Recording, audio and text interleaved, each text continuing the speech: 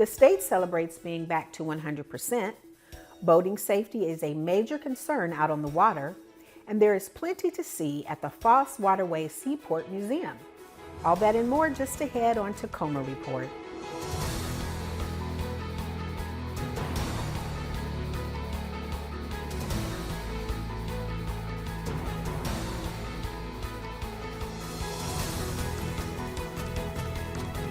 Hi, and welcome to this edition of Tacoma Report. I'm Laura Proctor.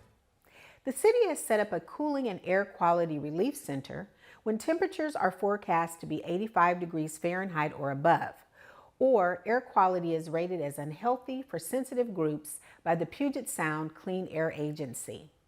The center is located at the Lighthouse Activity Center, located at 5016 A Street in Tacoma. When open, it will operate weekdays from 8:30 a.m. to 5:30 p.m. For the most up-to-date times, visit the city's webpage. Washington lakes, rivers, and reservoirs are still dangerously cold despite the warmer weather.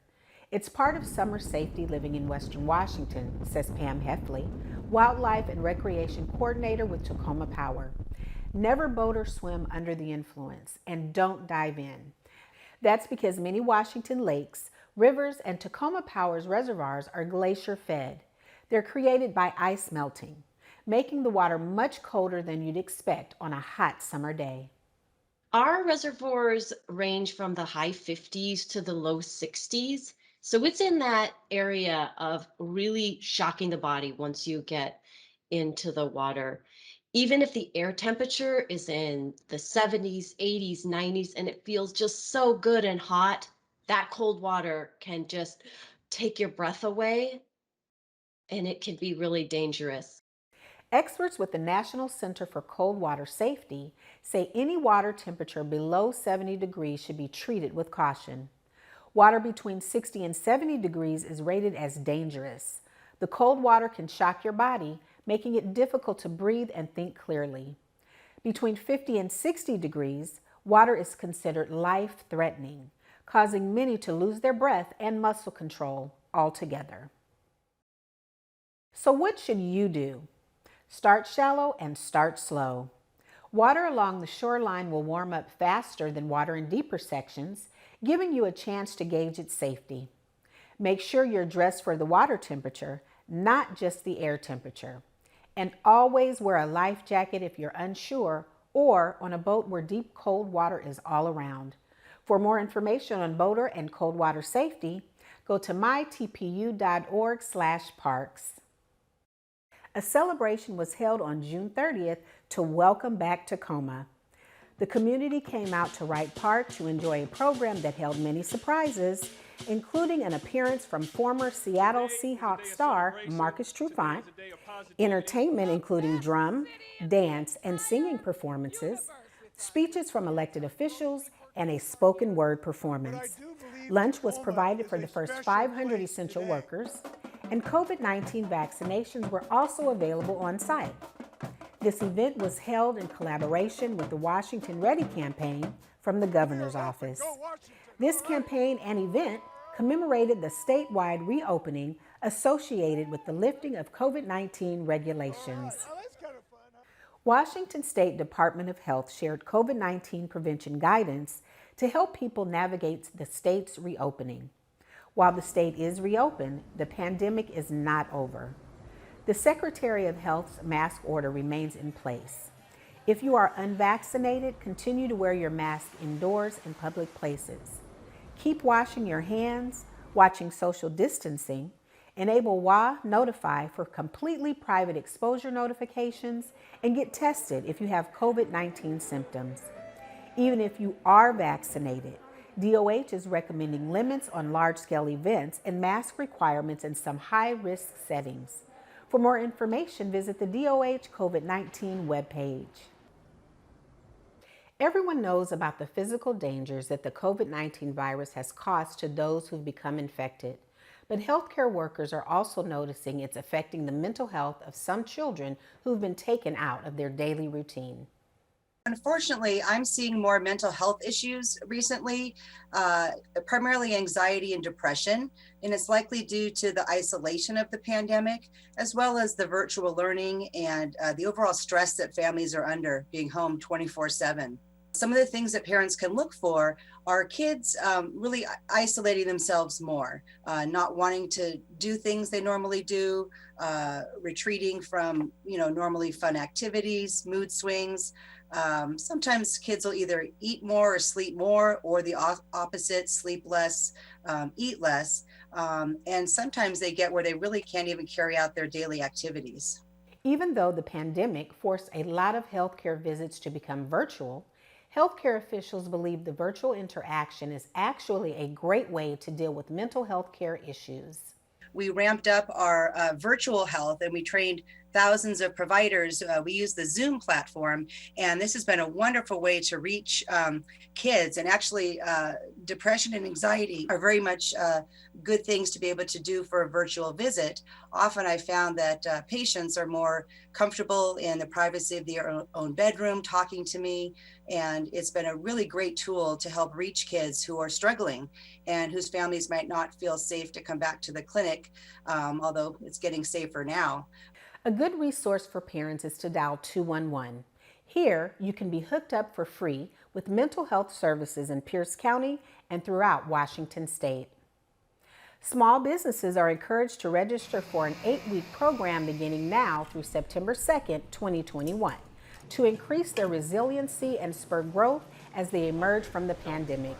These 2-hour online courses are held weekly over 8 weeks, delivered through virtual live instruction combined with self-paced learning modules. Learn more on this website. Now is the time to get your favorite school or nonprofit thinking about renewable energy. For the next month, Tacoma Power will be accepting applications for their $50,000 renewable energy grant. The grant is made possible by Evergreen Options, a voluntary program that allows Tacoma Power customers to contribute towards local renewable energy projects. 2 years ago, Franklin Pierce School District was chosen by members. The farm, an 8-acre educational site with community gardens and orchards, now has a solar array on the roof of their barn, powering the refrigerator used to keep produce cold. The school district takes this food, they use it as part of their curriculum, and then the kids learn all about how to grow food, all about nutrition. The food goes back into the school system as part of the lunches, about 40% of it typically. They even go out and donate it to the community. And so this is literally just a great big circle of good things happening.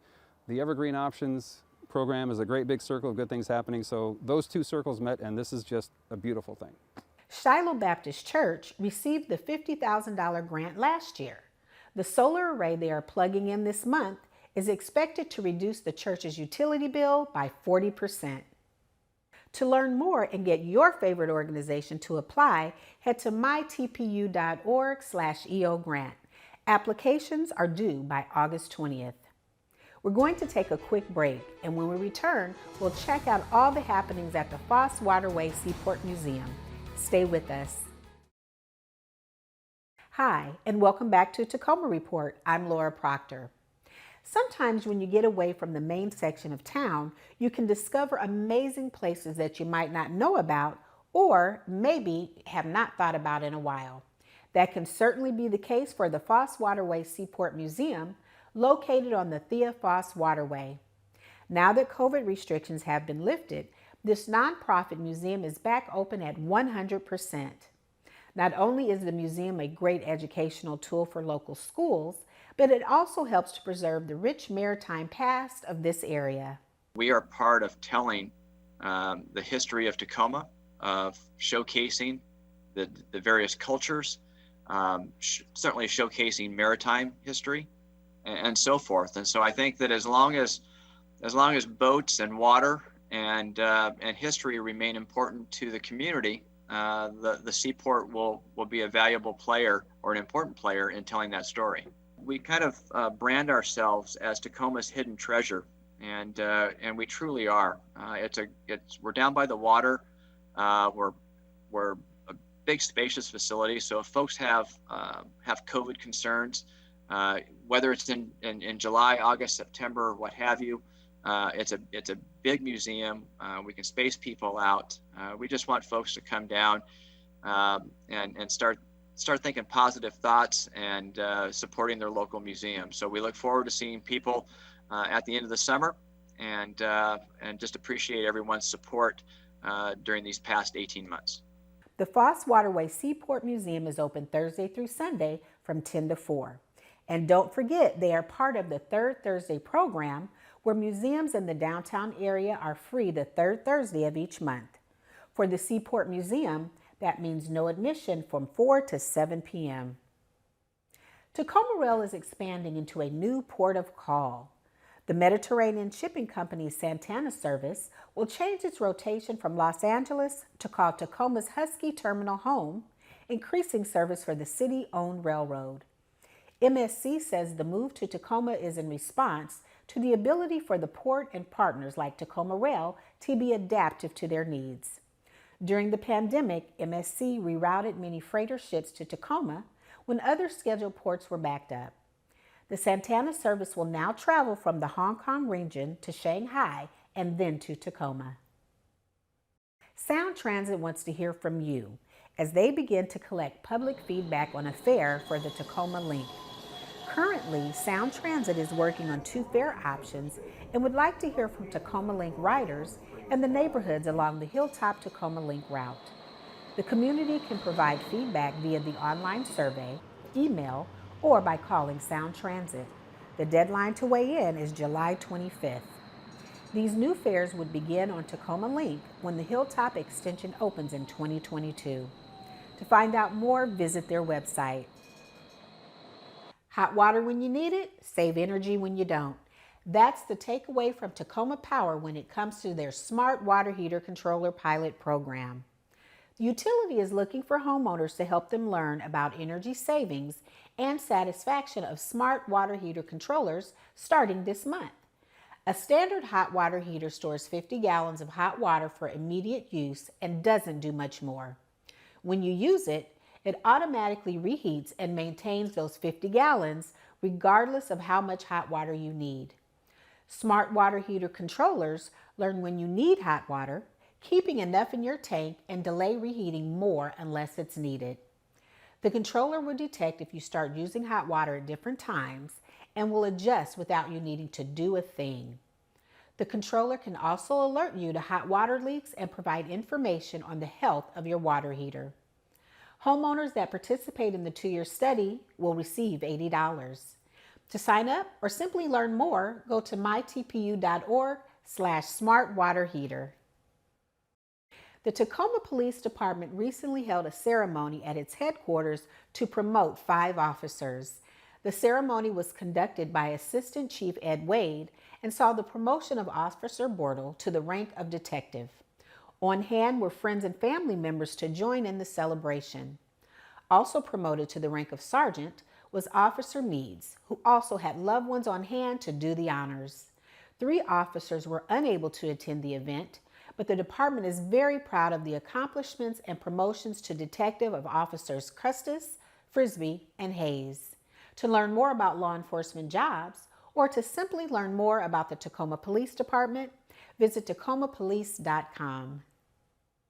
As election season draws closer, we want to remind you that TV Tacoma will once again be producing a candidates forum to help you learn more about the candidates before the August primary. The League of Women Voters of Tacoma-Pierce County are preparing the questions for the 20-plus candidates who will be participating in this year's forum. It will begin airing on TV Tacoma July 16th and play through the August 3rd primary. Replay times can be found by going to the TV Tacoma website. And finally, the City of Destiny Awards premiered right here on TV Tacoma in late June. This event shows appreciation and showcases the efforts of those who serve Tacoma as volunteers. Awards are given in several categories, including equity and empowerment, disability advocate, youth leadership, and lifetime service. For the past 35 years, these awards have honored more than 300 volunteers and professionals who go above and beyond to help make Tacoma a vibrant community. You can watch the event on the city's YouTube channel and on TV Tacoma. Visit tvtacoma.com for airing dates or watch under the special presentation section on the city's website. That's all the time we have on this edition of Tacoma Report. A great way to find out about the services the City of Tacoma has to offer is by going to cityoftacoma.org. Sometimes the road to recovery includes a robust maritime economy. We leave you now at a Northwest Tacoma overlook of the Port of Tacoma shipping. Until next time, I'm Laura Proctor. Thanks for watching.